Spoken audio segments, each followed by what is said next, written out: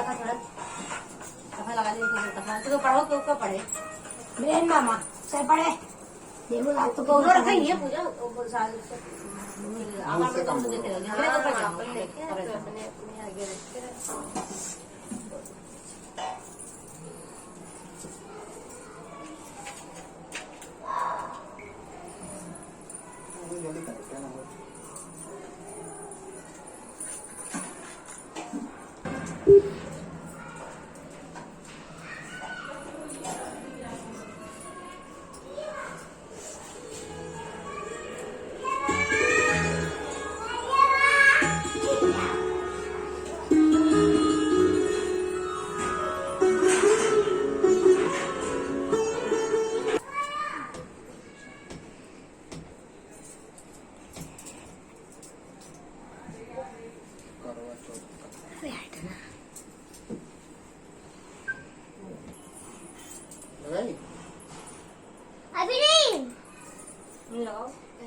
With Byju's app, children remember their concepts forever.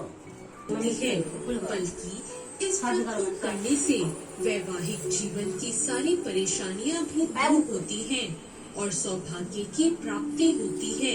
तो आइए सुनते हैं करवा चौथ की व्रत कथा। एक साहूकार के 7 लड़के और 1 लड़की थी। सेठानी समेत उसकी सभी बहुओं और बेटी ने करवा चौथ का व्रत रखा। साहूकार के लड़के अपनी बहन से बहुत प्यार करते थे।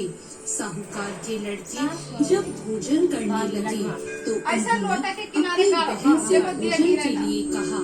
इस पर उनकी बहन ने जवाब दिया, भाई अभी चांद नहीं निकला है, चांद निकलने पर उसे अर्घ देकर ही मैं भोजन करूंगी। बहन की बात सुनकर भाइयों ने नगर के बाहर जाकर एक पहाड़ी पर अग्नि जला दी और छलनी ले जाकर उसमें से प्रकाश दिखाते हुए अपनी बहन से बोले, बहन चांद निकल आया है, अर्घ देकर भोजन कर लो। साहूकार की बेटी ने अपनी भाभीयों से कहा, भाभी देखो चांद निकल आया है, आप भी अर्घ देकर भोजन कर लो।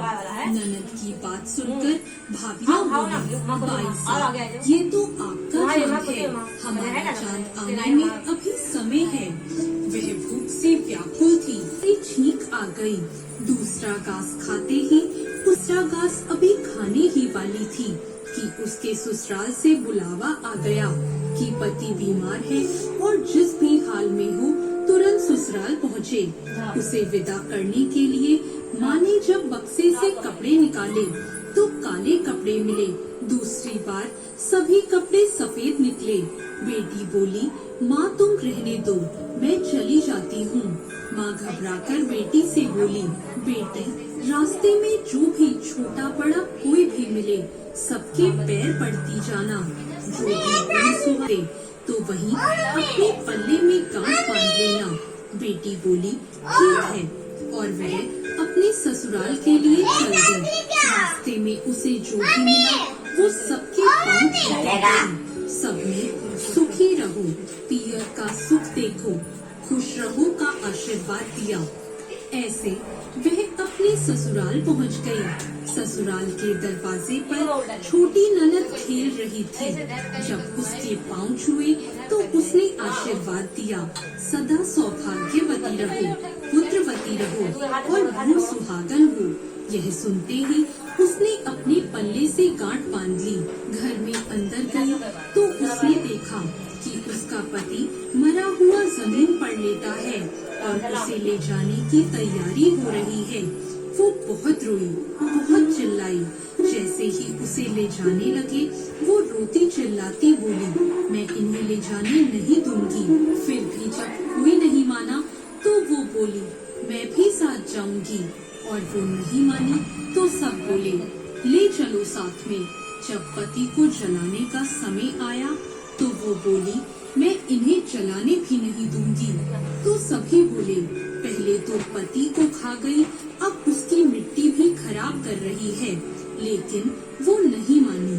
गांव के और परिवार के सभी बड़े लोगों ने यह निर्णय किया कि इसे यहीं रहने दो। इसके लिए एक झोपड़ी बनवा दो। वो वहाँ अपने पति को लेकर रहने लगी। वो पति की साफ सफाई करती और उसके पास बैठी रहती। उसकी छोटी ननद दिन में 2 बार आकर उसे खाना दे जाया करती। वह हर चौथ का व्रत करती, चांद को अर्घ देती, जोत देखती और चौथ माता आती तो चौथ माता कहती, करवोले भाइयों की प्यारी बहन करवोले, घड़ी बुखारी करवोले। तो वह चौथ माता से अपने पति के प्राण मांगती, पर चौथ माता उसे कहती कि जब हमसे बड़ी चौथ आएगी तो उससे अपने पति के प्राण मांगना। ऐसा करते करते सभी चौथ आई और सभी यही कहकर चली गई। अश्विन की चौथ बोली, तुझसे कार्तिक की करवा चौथ माता नाराज है, वो ही तेरा सुहाग लौटाएंगी। जब वो आएंगी तो उनके पैर मत छोड़ना। जब करवा चौथ आने वाली हुई तो उसने अपनी छोटी ननद से पूरे श्रृंगार और सुहाग का सारा सामान मंगवाया और करवे भी मंगवाए। सास ने सोचा, पागल हो गई है, जो मांगती है दे आओ। साहूकार की बेटी ने कर दिया। चौथ माता की जोत करी। जब चौथ माता प्रकट हुई तो चौथ माता बोली, करवोले 7 भाइयों की प्यारी बहन करवोले, दिन में चांद उगाने वाली करवोले, घड़ी भिखारी करवोले। ये और बोली, माता मेरा सुहाग वापस करो। चौथ माता बोली, तू तो बड़ी भूखी है, 7 भाइयों की प्यारी बहन है, तुझे सुहाग से क्या काम। तब वह बोली, नहीं माता नहीं, मैं आपके पैर तब तक नहीं छोड़ूंगी जब तक आप मेरा सुहाग वापस नहीं करती। चौथ माता की आँखों से काजल निकाला, नाखूनों से मेहंदी निकाली और मांग से सिंदूर निकाला और चटकी उंगली का छींटा दिया। उसका पति हो गया और चौथ माता जाते जाते उसकी झोपड़ी पर लात मार गई, जिससे उसकी झोपड़ी महल बन गई। जब छोटी ननद अगले दिन खाना लेकर आई तो उसने देखा कि भाभी की झोपड़ी की जगह तो महल खड़ा है। वो ननद को देखते ही दौड़ी दौड़ी उसके पास आई और बोली, देखो बाईसा, आपका भाई वापस आ गया। घर जाओ। माँ के पास जाकर बोली, मामा भाई जिंदा हो गया।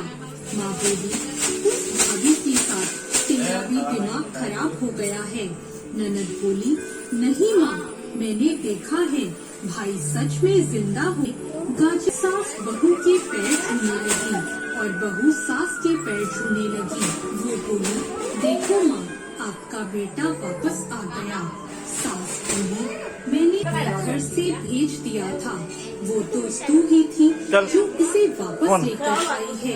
अभी बाहर पहले किया वैसा किसी के साथ मत करना और बाद में जैसे उसे सुहाग दिया वैसे सबको देना और सभी पर अपनी कृपा बनाना। जय चौथ माता। धन्यवाद।